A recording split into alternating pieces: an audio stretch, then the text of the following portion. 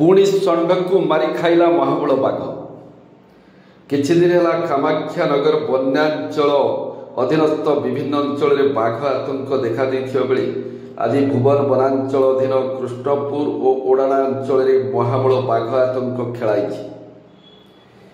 बाघ जमुनाकोट पंचायत कृष्णपुर ग्रामर प्रभात कुमार पाणी चाष जमी एक षंढ को मारी खाई देखा मिली।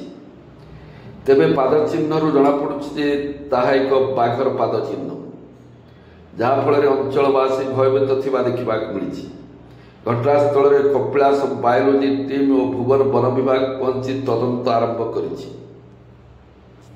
आम देखिलु जे बाघर पाद चिन्ह अच्छी एवं गोटे षंढटा को सी मारिक खाइबार देखीचु। ता गलारू चिपीची, पछपटू भी खाई घोषाड़ी। तेणु ए जिनस देखी महाबलर बाघ बोली समस्ते आशंका करछंती एवं गाँ वाला जी आतंकित आम चतुर्पार्श्वर ग्रामवासी आतंकित अच्छा।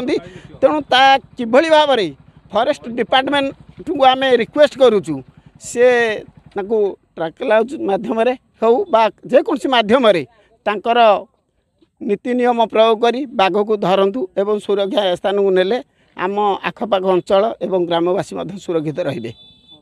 षंढटा मरीची काली राति केतबे षंढ आसिक आम बिल धान खाए।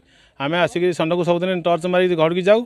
आज सका आज देख आसिक बिल को बुलिक देखा बेले केते षंढ कौन धान खाई देखला षंढटा मृत अवस्था पड़ी। देखला केमी मरला भाविला देख बाघर पाद चिन्ह सब आमको सन्देह है।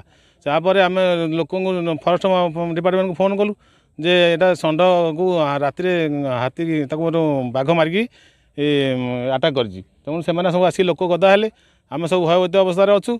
बाघ एमती आम कामाख्या नगर भर भुवन भर बुलूची।